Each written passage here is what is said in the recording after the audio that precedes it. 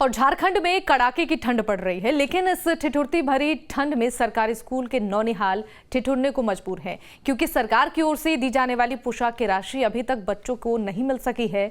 लिहाजा छात्र ठंड में बिना स्वेटर के ही स्कूल आने को मजबूर हो गए हैं।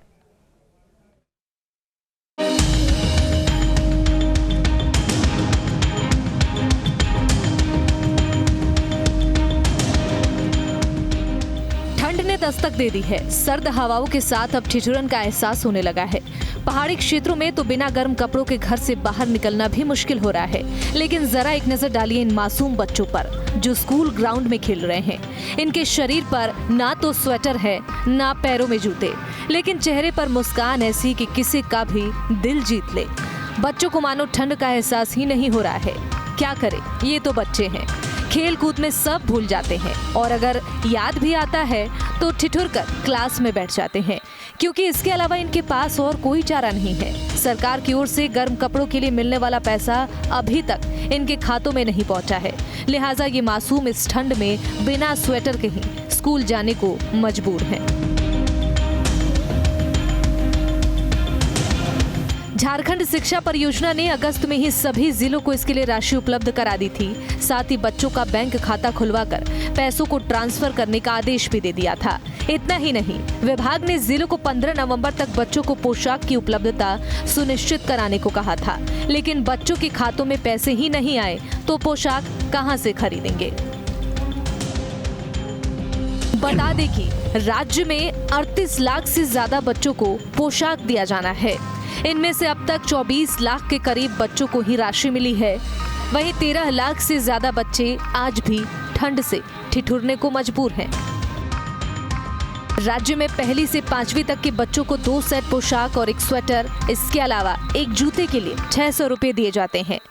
6ठी से 8वीं तक के बच्चों को पोशाक के लिए 400 रुपए, स्वेटर के लिए 200 रुपए, जूते और मोजे के लिए 160 रुपए दिए जाते हैं।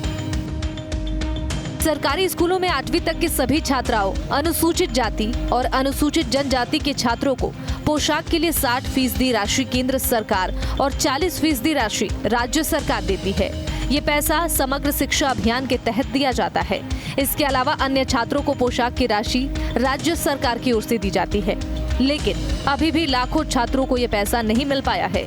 आंकड़ों की अगर बात करें तो पोशाक के लिए राशि देने के मामले में साहिबगंज जिले की हालत सबसे ज्यादा खराब है। साहिबगंज में 22 नवंबर तक सिर्फ 37% बच्चों को ही राशि मिली है। लोहरदगा में 39, जबकि हजारीबाग में 40% बच्चों को राशि मिली है। वहीं इस मामले को लेकर कड़ाके की ठंड में भी प्रदेश में सियासी पारा हाई हो गया है। एक तरफ जहां प्रदेश के शिक्षा मंत्री जगन्नाथ महतो का कहना है कि राशि नहीं मिलने की वजह से बच्चों का बैंक अकाउंट ना होना है, तो वहीं बीजेपी इसको लेकर सरकार पर हमलावर हो गई है। बीजेपी का कहना है कि करोड़ों रुपए खर्च कर राज्य सरकार मंत्रियों के लिए आशियाने बनवा रही है, लेकिन गरीब मासूम बच्चों के पोशाक की चिंता नहीं है। बच्चों का पैसा डीबीटी हम लोग कर देते हैं, करते हैं कि बच्चा के पास खाते में चला जाए डायरेक्ट। कितना वो अमाउंट है? 600 समथिंग जो पैसा है, जब उसी अमाउंट पर ले लिया जाता है, हो जाता है। तो लेकिन परेशानी होता क्या है, देखिए हम कोई भी बात पीछे बोलने से पीछे नहीं हटते। होता क्या है, बैंक इतना घुमाता है, 600 रुपया लेने के लिए 200 खर्चे हो जाता है।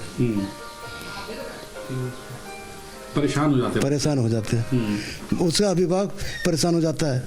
सरकार अपनी सुख सुविधा का पूरा ख्याल रखती है। मंत्रियों के लिए फॉर्च्यूनर, मुख्यमंत्री के लिए range rover, Mercedes, BMW, 70 crore के बंगले मंत्रियों के लिए सब चीज़ बन जाते हैं। लेकिन गरीब बच्चों की बात करें तो उन्हें समय पर ना किताबें मिल पाती हैं और ना ही स्वेटर उपलब्ध हो पाता है। और ये कहते हैं टीचरों का रोना रोते रहते हैं, लेकिन हाई कोर्ट और सुप्रीम कोर्ट में ये एफिडेविट दाखिल करके कहते हैं कि 40,000 टीचर्स की नियुक्ति होनी है सुप्रीम कोर्ट के इस आदेश से, तो इस आदेश का वो पालन करना मुश्किल है। तो आप सोच सकते हैं जहां टीचर्स की नियुक्ति से सरकार भागे तो वहां क्वालिटी एजुकेशन तो गिरेगा। बहरहाल मामले को लेकर सियासत में लोगों की अपनी अपनी राय है, लेकिन बयानबाजी के बजाय अगर सियासत में बच्चों को राशि उपलब्ध कराने पर चर्चा की जाए तो शायद हालात बदले और इन मासूमों को ठंड में ठिठुरना ना पड़े। रांची से सूरज कुमार के साथ bureau report, news state, Bihar Jharkhand.